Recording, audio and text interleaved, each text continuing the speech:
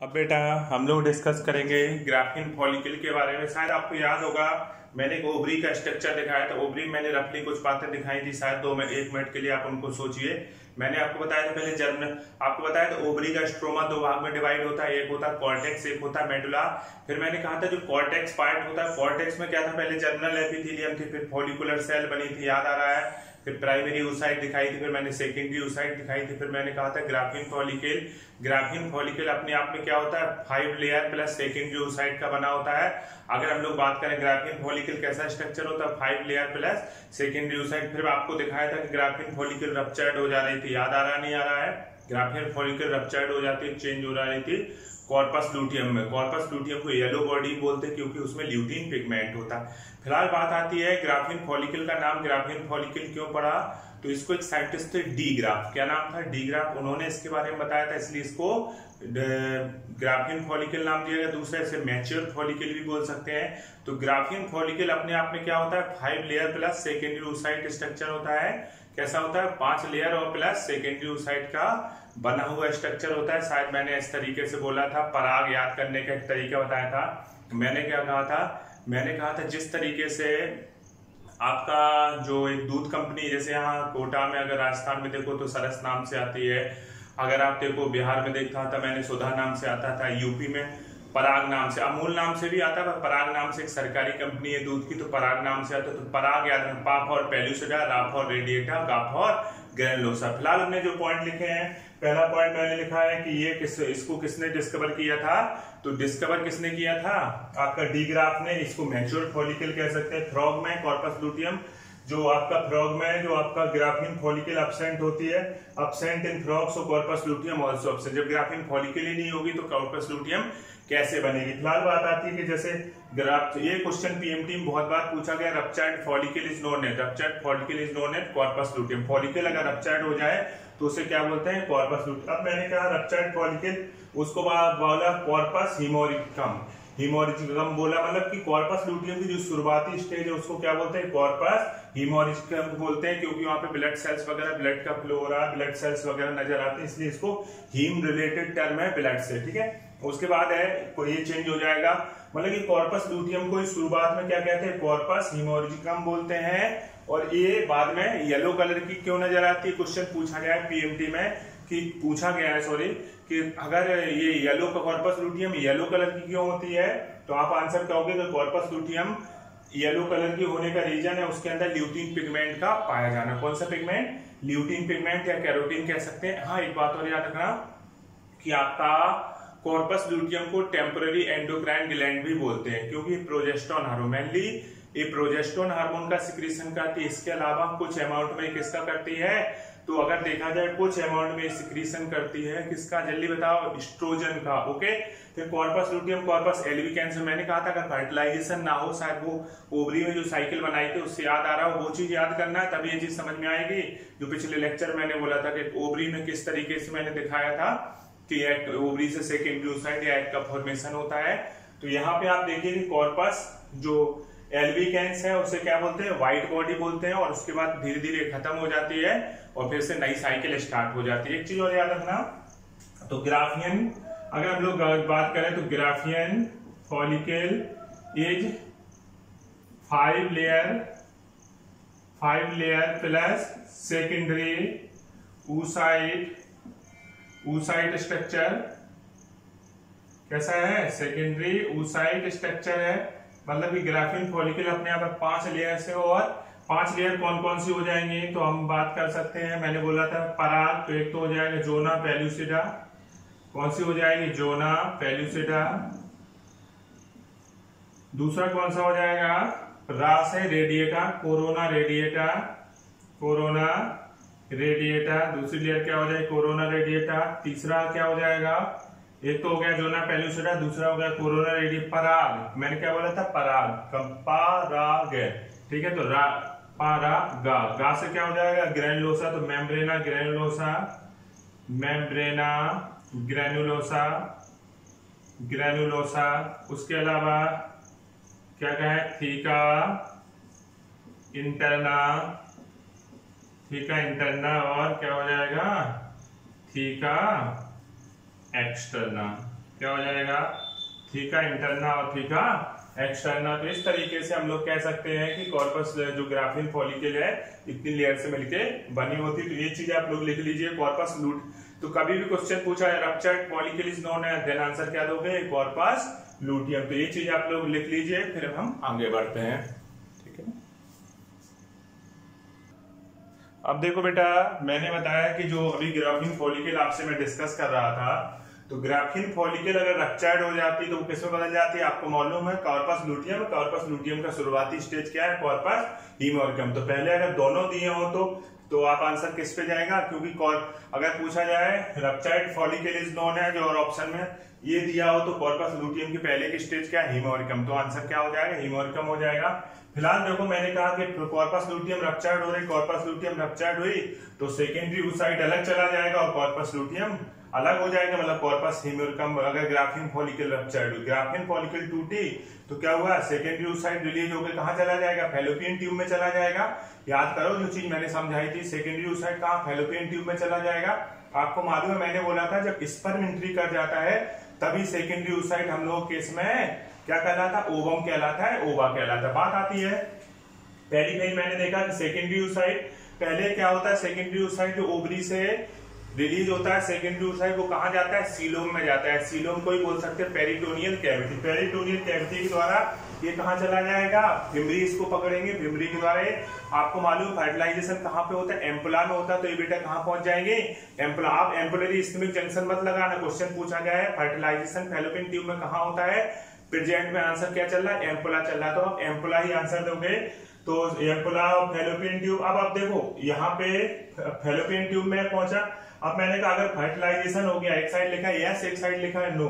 अगर फर्टिलाइजेशन हो जाता है तो सेकंड मियोटिक डिवीजन क्या हो जाएगा, कंप्लीट हो जाएगा, ये ओवा में बदल। हाँ एक चीज और याद रखना, ये सेकेंडरी oocyte किस स्टेज में रुकी रहती है, मेटाफेज स्टेज में। एक चीज और याद रखना, ये किस स्टेज में रुकी रहती है, मेटाफेज स्टेज में रुकी रहती है। जब स्पर्म एंट्री करता है तो ये क्या हो जाएगा, मतलब कि फर्टिलाइजेशन जब होता है तभी ये क्या कहलाती, ओवम कहलाती। तो यहाँ पे अगर फर्टिलाइजेशन हो गया, स्पर्म सेकेंडरी oocyte के अंदर एंट्री कर गया तो सेकेंड मियोटिक डिवीजन कंप्लीट हो जाएगा एंड फॉर्म ओवा। अगर एक स्पर्म एंट्री नहीं करता है तो सेकेंडरी oocyte डीजनरेट हो जाएगी, मेंस्ट्रुअल फ्लो के द्वारा बॉडी से बाहर होती है, जो मेंस्ट्रुअल साइकिल चलती है, मेंस्ट्रुअल फ्लो होता है। तो दूसरी कंडीशन, पहली तो कंडीशन मैंने यस दिखाई, अगर फर्टिलाइजेशन हो जाए, अगर फर्टिलाइजेशन हो जाता है तो क्या हो जाएगा, जल्दी बताइए। तो सिंपल सी बात है, अगर फर्टिलाइजेशन हो जाता है तो आपका ओवम का, मतलब ओवम का फॉर्मेशन हो जाएगा और आगे की चीजें चलने लगेंगी, क्लीवेज और ये सारी जो प्रोसेस होती है। और दूसरी अगर नहीं होता है तो ये डीजनरेट हो जाएगा और मेंस्ट्रुअल फ्लो के रूप में बाहर हो जाएगा। सेम कंडीशन कॉर्पस लूटियम के साथ होती, कॉर्पस हीमोरकम कॉर्पस लूटियम बदल गया। अगर फर्टिलाइजेशन हो जाता है तो कॉर्पस लूटियम स्टेबल रहती है और पार्चुरेशन तक, बच्चे के जन्म तक। आपको मालूम है कॉर्पस लूटियम प्रोजेस्टेरोन के सिक्रेशन को मेंटेन किए रहती है। दूसरा अगर फर्टिलाइजेशन ना हो तो कॉर्पस लूटियम किसमें बदल जाएगी, कॉर्पस एल्बिकेंस में बदल जाती है। ठीक है, ये बात याद रखना। और फिर से नई साइकिल शुरू होती है। ये बातें मैंने जो पहला स्ट्रक्चर समझा था, हर चीज उसी से रिलेटेड है।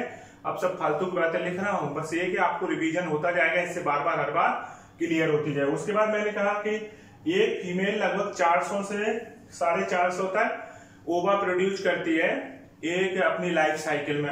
इसके बाद लिखा ओनली वन ओवरी। अब देखो यार, ओवा, रियल बात है कि ओवा तो सेकेंडरी oocyte के फर्टिलाइज होने के बाद ये टर्म यूज होता है, पर नॉर्मली सेकेंडरी oocyte के लिए ही टर्म ओवा यूज कर देते हैं। तो कंफ्यूज मत होना, है ना, ओवा, क्योंकि क्वेश्चन में ये सब नहीं लिखते सेकेंडरी oocyte या ओवा, सीधा सीधा ओवा ही लिख देते हैं, एग लिख देते हैं। तो आप ये नहीं लेना यार एग तो नाम, जब फर्टिलाइज जितने बच्चे होंगे केवल उतना ही एग मानना चाहिए। तो ये सारी चीजें ध्यान नहीं देनी है, आपको मेन ओवा या एग ही मान के चलना है। तो एक फीमेल में 400 से 450 प्रोड्यूस होती है मीनोपॉज तक। तो मीनोपॉज तक क्यों होगी, मीनोपॉज के बाद क्या होता है, बंद हो जाता है। उसके बाद मैंने लिखा only one ovary become alternatively active during menstrual cycle. हाँ सिंपल सी बात, एक बार 2 ओवरी होती, 1 पेयर ओवरी होती, एक बार इस ओवरी से एग का प्रोडक्शन होगा, अगली बार दूसरी से होगा। तो ये सीक्वेंस चलता रहता है।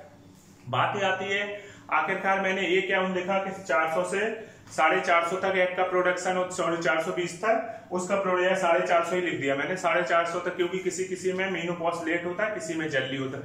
देखो मैं आपसे बात करूं, आपको मालूम होगा कि ये आंसर कैसे आया होगा। तो आपको बहुत अच्छे से मालूम है। आपको एक बात मालूम हो कि जैसे एक फीमेल होती है तो उसे मेंस्ट्रुअल साइकिल जो स्टार्ट होती है उसे बोलते हैं मीनार, वो लगभग 10-12 साल की एज में शुरू होता है, और मीनोपॉज लगभग 45 से 50 साल या एवरेज 45 साल मान लो आप, 45 साल में मीनोपॉज हो जाता है। तो अगर हम 10 से 45 साल ले लें तो 10 से 45 साल तक 45 माइनस लगभग 35 साल, एक लेडी में एवरेज लगभग 35 साल क्या होता है, एग का प्रोडक्शन होता है, एग या ओवा या सेकेंडरी oocyte का प्रोडक्शन होता है। कितने साल होता है, 35 साल होता है, क्योंकि 45 साल में बंद हो जा रहा है, 10 साल में शुरू हो रहा, तो 45 माइनस 10 किया तो कितना होगा 35 एवरेज।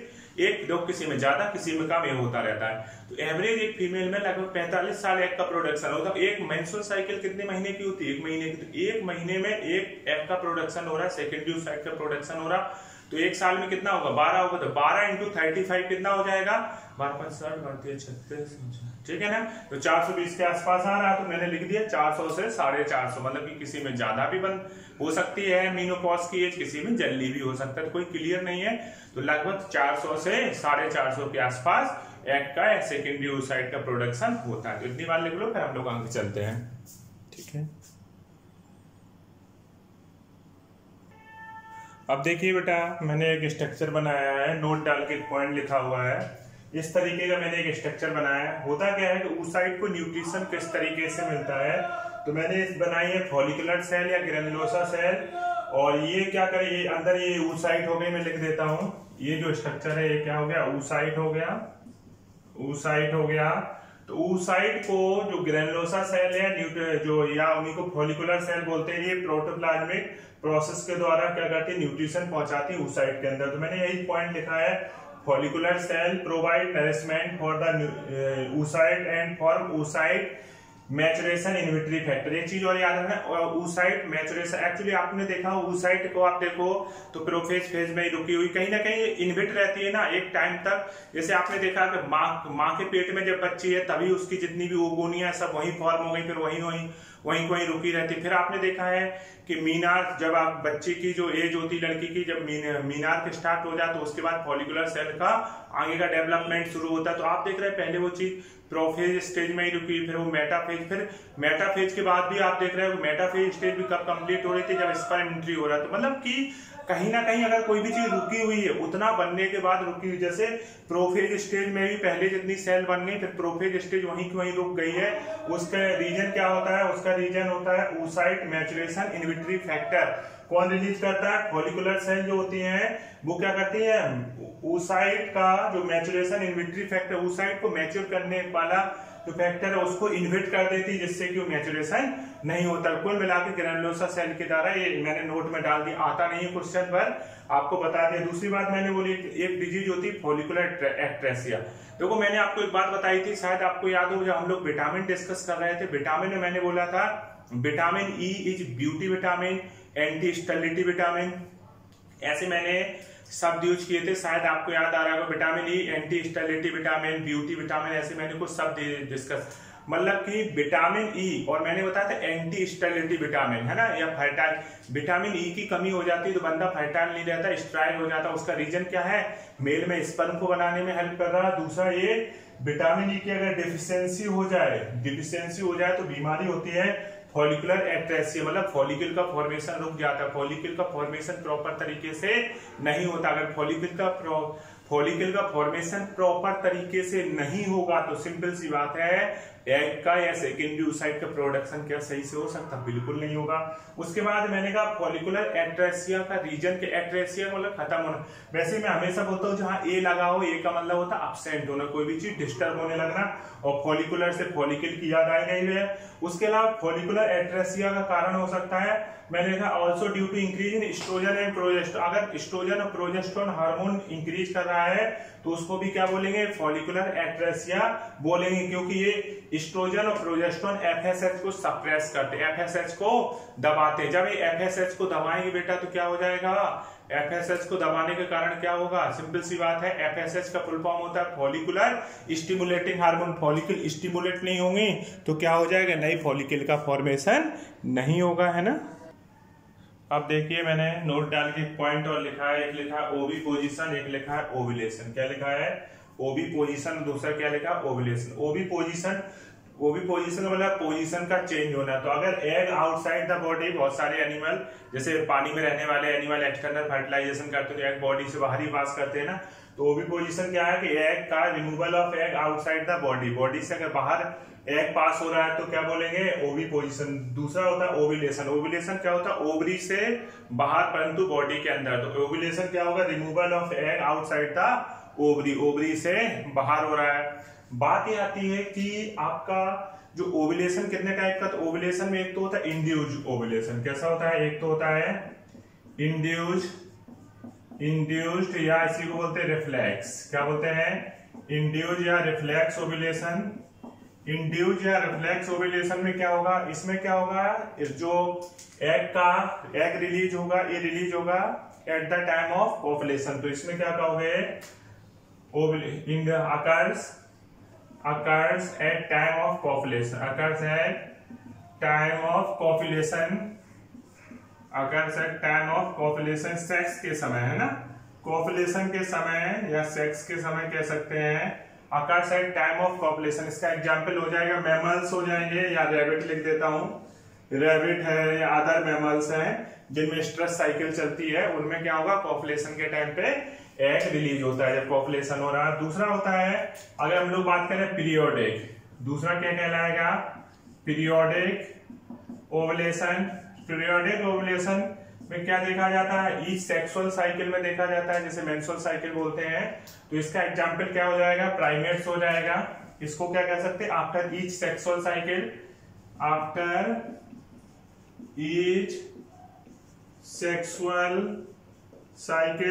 ईच सेक्सुअल साइकिल, इसका एग्जाम्पल क्या होगा, प्राइमेट्स होंगे, प्राइमेट्स। और प्राइमेट्स में कौन कौन आ जाएगा, ह्यूमन, एप, मंकी, ये सारी चीजें किसमें आ जाएंगी, प्राइमेट्स में आ जाएंगी। इनमें मेंस्ट्रुअल साइकिल चलती। अब हम लोग एक टर्म और डिस्कस करेंगे, नोट डाल के, वैसे आता नहीं है ये, एक चूंकि पहला लेसन जो था रिप्रोडक्शन और इनऑर्गेनिज्म में, उससे रिलेटेड बातें हैं, ये सारी बातें जो ये पॉइंट में लिखाने जा रहा हूँ, ये सब नहीं आता है, नोट डाल के इसलिए लिखा दे रहा हूं। आपको एक बात मालूम होगी, एक शब्द होता है मोनोगेमस, एक होता है मोनोगेमस। मोनोगेमस का क्या मतलब होता है, मोनोगेमस का मतलब होता है single partner in whole life. पूरी लाइफ में अगर सिंगल पार्टनर है तो उसको क्या बोलते हैं, monogamous, single partner in whole life.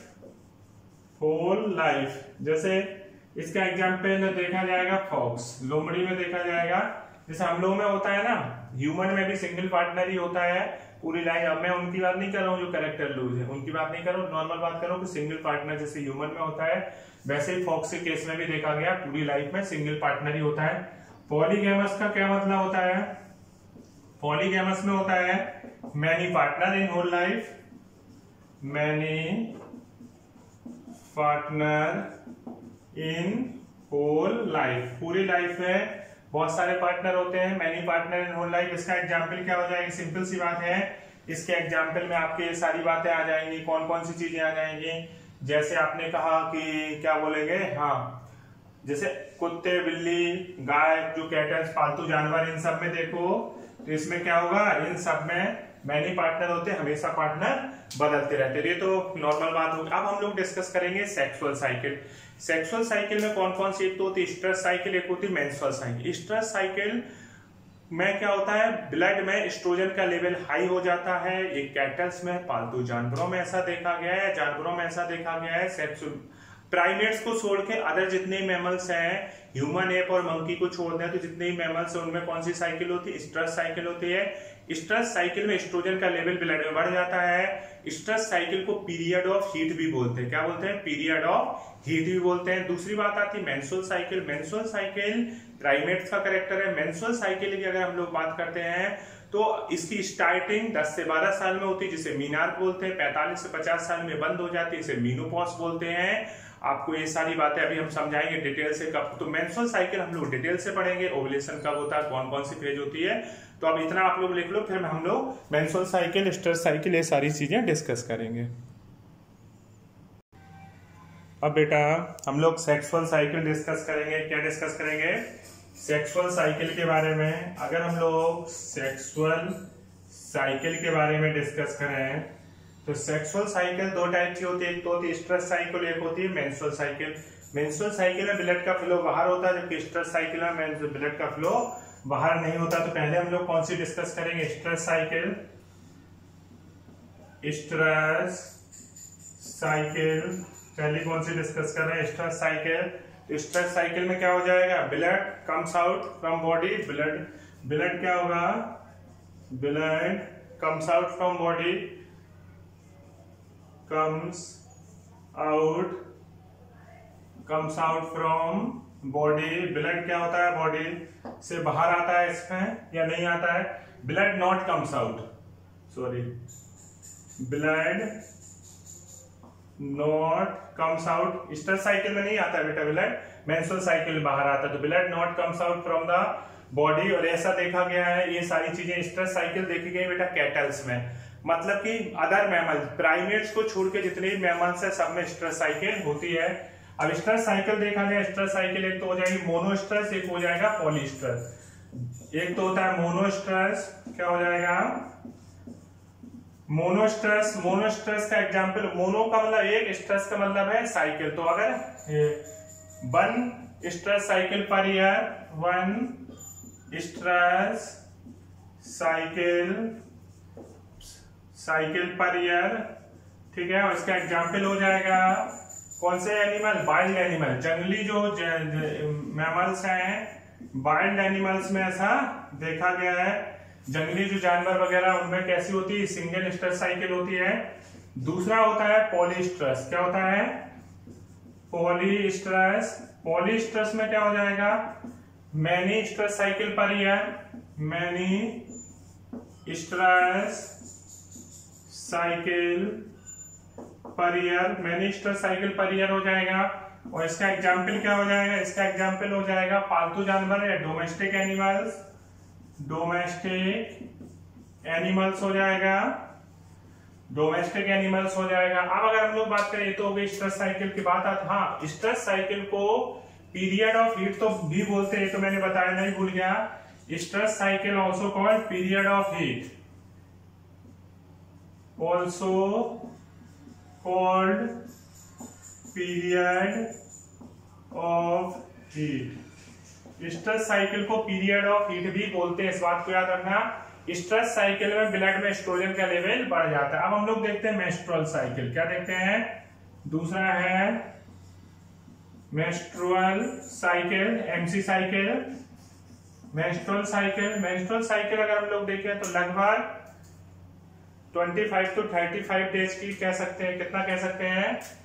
अगर एक एवरेज टाइम पीरियड देखा जाए, टाइम इसका 25 to 35 डेज, या रियल बात होती है, एवरेज देखा जाए जो रियल टाइम होता है तो 28 डेज, लगभग 28 दिन की, रियल में 28 या 29 दिन की होती है। एवरेज बता दिया, किसी में जल्दी भी हो जाती है, किसी में लेट भी होती है। तो स्टार्टिंग मेंस्ट्रुअल साइकिल की जो स्टार्टिंग होती है 10 से 12 साल में होती है। अगर देखा जाए, starting of menstrual cycle occurs at age 10 to 12 year, 10 to 12 year, called menarche. क्या कहते हैं?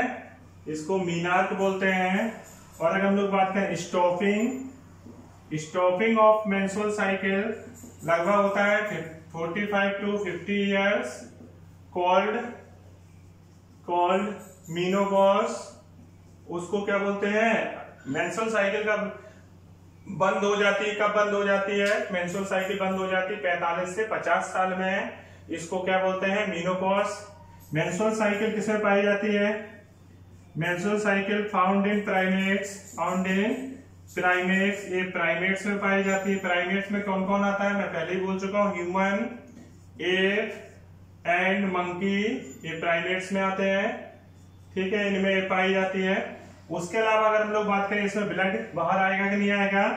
बिल्कुल से ब्लड बाहर आएगा, ब्लड का फ्लो बाहर होगा। तो blood comes out from body, blood comes out from body, इसमें ब्लड क्या हो जाएगा? बॉडी से बाहर आएगा। तो ये बातें आप लिख लो, फिर हम लोग मेंस्ट्रुअल साइकिल के बारे में समझते हैं उस डिटेल से। अब देखो बेटा, मेंस्ट्रुअल साइकिल डिस्कस करेंगे आगे कि मेंस्ट्रुअल साइकिल में क्या क्या चीज होती है। तो इसके बारे में मेंस्ट्रुअल साइकिल हम लोग डिस्कस करने जा रहे हैं, बहुत ध्यान से समझना मेंस्ट्रुअल साइकिल के बारे में। देखो मेंस्ट्रुअल साइकिल मैंने कहा आपका 28 या 29 दिन की होती है, पहला पॉइंट ये याद रखना है। दूसरा पॉइंट क्या याद रखना है मेंस्ट्रुअल साइकिल के बारे में कि जो मेंस्ट्रुअल साइकिल होती है इसमें टोटल 4 फेज होती है। कितनी फेज होती है? 4 फेज होती है। एक तो होती है आपकी मेंस्ट्रुअल फ्लो फेज, जिसमें या मेंस्ट्रुअल फेज बोलते हैं, जिसमें मेंस्ट्रुअल फ्लो होता है ना, जो एग वगैरह डैमेज हो गए बॉडी से बाहर होते हैं, मतलब ब्लड का फ्लो जो बाहर होता है उसको मेंस्ट्रुअल फेज बोलते हैं। एक तो फेज हो गई मेंस्ट्रुअल फेज। दूसरी जो फेज होती है वो फेज कहलाती है आपकी प्रोलिफरेटिव फेज, या उसी को बोलते हैं फॉलिकुलर फेज। क्या बोलते हैं? प्रोलिफरेटिव फेज या फॉलिकुलर फेज, जिसमें फॉलिकल्स वगैरह का निर्माण होता है ना, ये सारी प्रोसेस होती है। उसके बाद तीसरी फेज होती है ओव्यूलेटरी फेज। कौन सी फेज होती है? Ovulatory phase. ये होती है 14वें दिन। किस दिन होती है?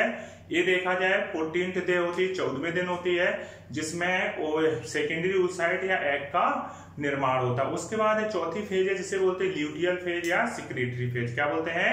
ल्यूटियल फेज या सिक्रेटरी फेज बोलते हैं। तो ध्यान से समझते चलना, मैं हर चीज आपको क्लियर करा रहा हूं। तो मैं आपको बताऊं कि कब स्टार्ट होती है, पहले दिन से लेके 28वें दिन तक। ध्यान से समझना कब क्या होता है। जो मेंस्ट्रुअल साइकिल के बारे में अगर हम लोग बात करें तो हम लोग इसको फर्स्ट डे से स्टार्ट कर रहे हैं। फर्स्ट डे के बाद मैंने लिख दिया यहाँ पे, मान लीजिए लिख दिया 13th डे, ठीक है। उसके बाद मैंने लिख दिया 14th डे। क्या लिख दिया मैंने? 14th day. उसके बाद मैंने लिख दिया ये 21st डे, और उसके बाद मैंने लिख दिया 28th डे या 29th डे, ठीक है। लगभग इतने दिन की हो गई, कोई दिक्कत। 1 से लेके 28 या 29 दिन की साइकिल हो गई, ओके, कोई दिक्कत तो नहीं। अब देखो यहाँ पे मान लीजिए, ध्यान से समझना, ये मैंने इस तरीके से बना दी, first day, 13th day, 14th day. आपको मालूम होगा, आपको मैं बताऊं, लगभग 14वें दिन के बाद से 15वें दिन से लेके 28वें दिन तक, 29वें दिन तक, कौन सा मैंने टोटल 4 फेज बताई थी, मेंस्ट्रुअल फेज, प्रोलिफरेटिव फेज, आपका ओव्यूलेटरी फेज, और तो अगर देखा जाए 14वें दिन से 28वें या 29वें दिन तक जो फेज होती है उसको बोलते हैं सिक्रेटरी फेज। क्या बोलते हैं? सिक्रेटरी, या इसी का दूसरा नाम होता है ल्यूटियल फेज। तो 15वें दिन से लेके 15 डे से लेके 28 में 29वें दिन तक लास्ट तक जो फेज कहलाती है वो क्या कहलाती है? वो आपकी कहलाती है सिक्रेटरी या ल्यूटियल फेज। 14वें दिन जो होती है वो होती है ओव्यूलेटरी फेज। कौन सी होती है? ओव्यूलेटरी फेज होती है, ठीक है। अगर हम लोग बात करें आपका पहले शुरुआत के 3-4 दिन, 4 दिन तक लगभग या 5 दिन तक जो फेज होती है जिसमें ब्लीडिंग होती है, इसको बोलते हैं मेंस्ट्रुअल फेज। क्या बोलते हैं? तो पहली जो फेज है इसको क्या बोलेंगे? Menstrual phase. क्या बोलेंगे? या मेंस्ट्रुअल फ्लो फेज। तो पहली तो ये हो गई। दूसरी जो फेज होती है उसको यहाँ पे, तीसरी फेज तो ये हो गई, चौथी फेज ये हो गई, ठीक है। दूसरी जो फेज होती है उसको बोलते हैं प्रोलिफरेटिव फेज या फॉलिकुलर फेज। क्या बोलेंगे? प्रोलिफरेटिव या इसी को क्या बोलेंगे? Follicular phase. क्या बोलेंगे?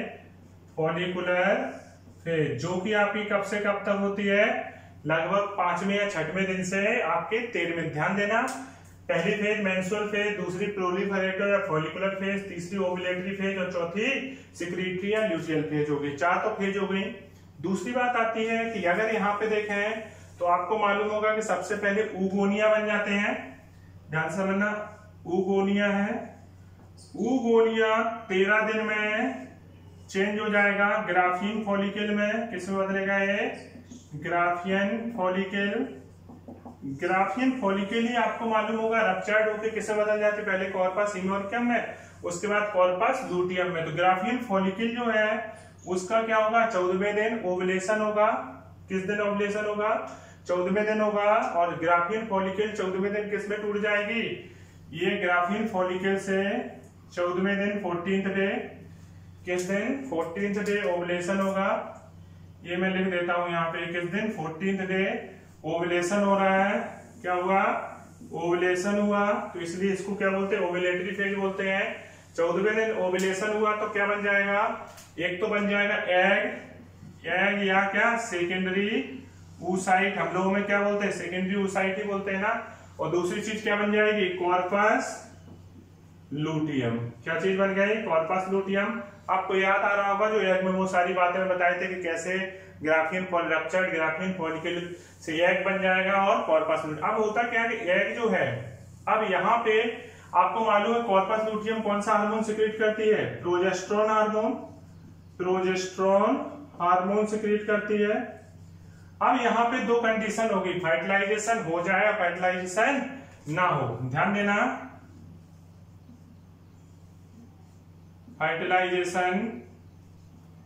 फर्टिलाइजेशन यस और नो, ठीक है।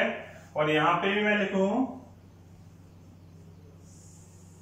फर्टिलाइजेशन यस और नो। ध्यान से समझना बेटा, दो कंडीशन होती है। ग्राफियन फॉलिकल टूट गई, ग्राफियन फॉलिकल जब टूट गई तो क्या होता है कि फर्टिलाइजेशन यस और नो। वहां पे मैंने लिखा है यस और नो। यस और नो का क्या मतलब है? अगर फर्टिलाइजेशन हो गया तो सेकेंडरी oocyte अगर किस में बदल जाएगी? सिंपल सी बात है, सेकेंडरी oocyte एग में चेंज हो जाएगी और एग का एम्ब्रियोनिक डेवलपमेंट कहां होगा?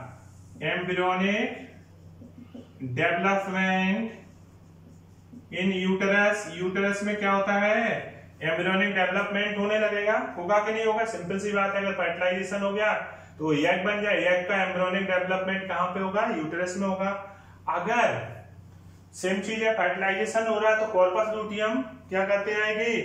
कॉर्पस लूटियम कब तक रहेगी? Till the parturition. और प्रोजेस्टेरोन सिक्रीशन मेंटेन रहेगा। प्रोजेस्टेरोन सिक्रीशन मेंटेन और corpus luteum found till the parturition. Corpus luteum found till parturition. बच्चे के जो पार्चुरेशन हो रहा है, डिलीवरी होने जा रही है, तब तक कॉर्पस लूटियम पाई जाएगी अगर फर्टिलाइजेशन हो जाए। क्यों? बात समझ रहा हो ना? क्योंकि प्रोजेस्टेरोन को प्रेगनेंसी हार्मोन कहते हैं, मेंटेन रखेगा प्रेगनेंसी को। तो अगर फर्टिलाइजेशन हो गया तो यहाँ पे अगर फर्टिलाइजेशन ना हो, तो ये क्या हो जाएगा? Destroy secondary oocyte, destroy secondary oocyte। आपको एक बात और मालूम होना चाहिए, जब मेंस्ट्रुअल साइकिल चलती है तो यूटेरस अपने आप को तैयार करता है कि अब इसमें एग आने वाला, मतलब कि बच्चे का डेवलपमेंट होगा तो उसकी जो एंडोमेट्रियम लेयर वगैरह होती है ये मेंटेन हो जाती है। तो अब वहां की अब चूंकि अब होगा क्या फर्टिलाइजेशन तो हुआ नहीं, बच्चे का डेवलपमेंट होना नहीं है, तो यूटेरस ने जो अपनी मसल्स को तैयार किया था वो क्या हो जाएंगी? मसल्स डैमेज हो जाएंगे। तो डिस्ट्रॉय सेकेंडरी oocyte और फिर क्या होगा? मसल्स ऑफ यूटेरस और ब्लड, ये सारी चीजें क्या हो जाएंगी? Out from body. ये बॉडी से क्या होंगी बेटा? By menstrual flow. तो बाई मेंस्ट्रुअल फ्लो के द्वारा ये सारी चीजें क्या हो जाएंगी? बॉडी से बाहर होंगी। और यही मेंस्ट्रुअल फ्लो है जो अब 28-29 दिन के बाद हो रहा है। तो 28-29 दिन के बाद कौन सा दिन शुरू हो जाता है? पहला दिन। तो कहीं ना कहीं पहले दिन जो मेंस्ट्रुअल फ्लो यहाँ हो रहा है वो नजर कहाँ पे आएगा? यहाँ पे शुरुआत में नजर आता है। तो इसको क्या बोलते हैं? मेंस्ट्रुअल फेज बोलते हैं। आपको देखा जाए फिर उसके बाद कौन सी फेज है? प्रोलिफरेटिव फेज या कौन सी फेज है? Follicular phase. तो इसके लिए हार्मोन कौन सा काम करेगा? तो यहाँ पे हार्मोन आएगा FSH। और FSH कहां से आता है? Anterior pituitary. पिट्यूटरी के शुरुआती पार्ट से FSH आता है। और एक चीज और याद रखना, अब FSH तो फॉलिकल को स्टिमुलेट कर ही देगी, उसके अलावा जो हार्मोन आएगा वो आएगा एस्ट्रोजन। कौन सा आता है? एस्ट्रोजन आता है थीका इंटरना ऑफ ओवरी। किससे आता है? थीका इंटरना ऑफ ओवरी के थीका इंटरना से एस्ट्रोजन आता है। किस दिन आता है? 6th day. किस दिन आता है? ये 6वें दिन आता है। Estrogen theca interna of ovary से एस्ट्रोजन हार्मोन आता है, एक 6वें दिन आएगा।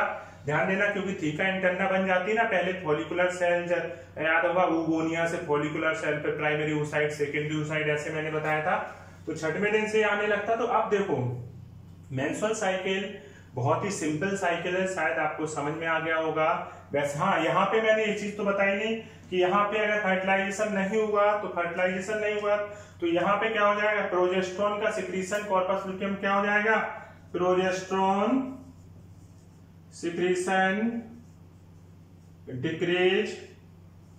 डिक्रीज एंड स्टॉप, और कॉर्पस लुटियम किसमें चेंज हो जाएगा, corpus albicans. Corpus luteum Cl का मतलब कॉर्पस लुटियम, Ca का मतलब corpus albicans, corpus luteum change into corpus albicans, corpus luteum corpus albicans में चेंज हो जाती है। अब देखो हार्मोन का ऑर्डर देखो, तो सबसे पहले हार्मोन कौन सा काम करता है, पहला हार्मोन देखो साइकिल में पहली फेज कौन सी, मेंस्ट्रुअल फेज, दूसरी प्रोलिफरेटिव, तीसरी ओवुलेटरी और चौथी सिक्रीटरी फेज। अगर हार्मोन में देखें तो पहला हार्मोन FSH है, दूसरा एस्ट्रोजन है, तीसरा हार्मोन कौन काम करेगा, LH। ओवुलेशन कौन कराएगा, ओवुलेशन के लिए जिम्मेदार है LH हार्मोन। LH कहां से आता है, एंटीरियर पिट्यूटरी से। तो तीसरा हार्मोन कौन हो गया, तीसरा हो गया LH हो गया, और चौथा हार्मोन क्या हो गया, प्रोजेस्टेरोन। तो ये हार्मोन के सीक्वेंस हो गए। तो मेंस्ट्रुअल साइकिल बहुत ही सिंपल सी साइकिल है, बहुत आसानी से आप बता सकते हो, ठीक है ना। कोई दिक्कत हो तो आप बोलिए। 4 फेज होती है, मेंस्ट्रुअल फेज, प्रोलिफरेटिव फेज,